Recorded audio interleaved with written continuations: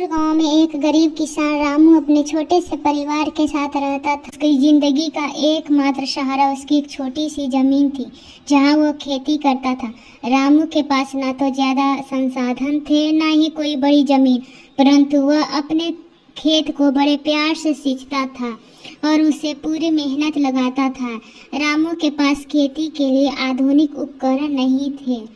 वह अपने हल और बैल की मदद से जमीन जोतता था। बारिश पर निर्भर होने के कारण उसकी खेती भी अनिश्चित थी। कभी समय पर बारिश हो जाती तो फसल अच्छी हो जाती, लेकिन कभी कभी सूखा पड़ने से उसकी सारी मेहनत बेकार चली जाती। रामू का परिवार बहुत साधारण था। उसकी पत्नी गीता घर के कामों में मदद करती और उनकी एक छोटी बेटी पारो थी। गीता अपने पति की तरह मेहनती थी और घर के साथ साथ खेतों में भी हाथ बटाती थी। रामू और गीता का सपना था कि वे अपनी बेटी को पढ़ा लिखा कर बड़ा आदमी बनाएं, लेकिन उनके पास इतने पैसे नहीं थे कि वे उसकी पढ़ाई का खर्चा उठा सके। एक बार की बात है जब रामू की फसल पूरी तरह से सूख गई और रामू ने जो थोड़ा बहुत कर्ज लिया था वो भी चुका नहीं पाया। कर्ज वाले ने रामू को धमकाने लगे और उसकी जमीन पर कब्जा करने की धमकी देने लगे। रामू बहुत चिंतित हो गया। उसके पास कोई चारा नहीं था। उसने सोचा कि शायद अब उससे अपनी जमीन भी बेचनी पड़ेगी, परंतु रामू ने हार नहीं मानी। उसने एक बार फिर से कोशिश करने का फैसला किया। उसने अपनी बची हुई थोड़ा बहुत पूंजी और गीता के छोटी छोटी बचतों को इकट्ठा कर नई फसल बोने का निर्णय लिया।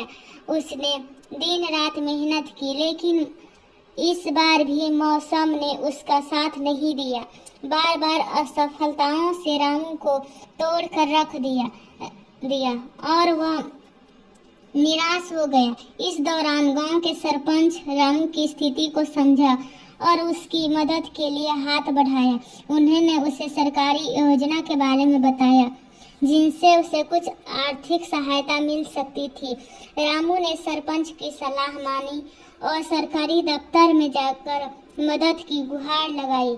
कुछ समय बाद रामू को सरकारी योजना के तहत मदद मिली और उसे खेती के लिए कुछ खाद और बीज मिल गए। इस बार रामू ने पूरे उत्साह के साथ खेती शुरू की। उसने नई तकनीकें अपनाई जिनके बारे में सरकारी अधिकारियों ने बताया था। उसकी मेहनत रंग लाई और इस बार उसकी फसल लहलहा उठी। रामू की खुशी का ठिकाना नहीं रहा। उसने अपनी मेहनत के बल पर न सिर्फ कर्ज चुकाया बल्कि कुछ पैसे भी बचाए। रामू ने अपनी बेटी के पढ़ाई के लिए भी कुछ पैसे जमा किए। पारो अब गांव के स्कूल में पढ़ने लगी और उसने पढ़ाई में भी अच्छा प्रदर्शन किया। रामू और गीता ने महसूस किया कि उनके संघर्ष ने उन्हें कुछ सिखाया है। उन्होंने सीखा कि मेहनत और ईमानदारी और धैर्य से बड़ी समस्या का हल निकाली जा सकती है। समय के साथ साथ रामू की स्थिति सुधरती गई। उसके फसल अब अच्छी हो जा रही थी और उसने थोड़ा करके जमीन भी बढ़ाई और उसकी बेटी पारू अब गांव से अच्छा स्कूल में पढ़ रही थी। गांव के लोग अब रामू को सम्मान के नजर से देखने लगे थे। रामू के ये सफर आसान नहीं था। उसने कई कठिनाइयों का सामना किया, परंतु उसने हार नहीं मानी।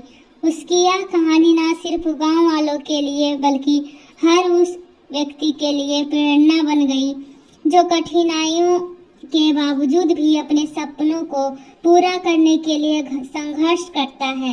इस प्रकार हमें रामू की कहानी से यह सिखलाती है कि जीवन में संघर्ष के बिना कुछ भी प्राप्त नहीं होता। कठिनाइयों का सामना करने से ही इंसान मजबूत बनता है और यही जीवन का असली